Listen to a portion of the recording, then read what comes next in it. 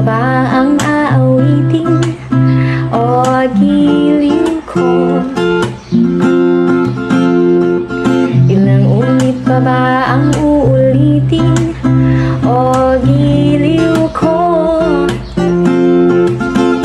3 oras na akong nagpapakyut sa'yo, di mo man lang napapansin ang bagong t-shirt ko.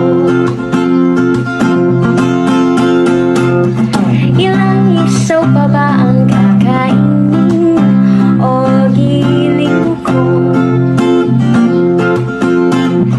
Ilang pensyon pa ba ang iipunin o giliw ko?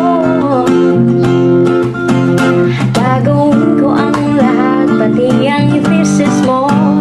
Huwag mo lang ipagkait ang hinahanap ko. Sagutin mo lang ako, aking sintay.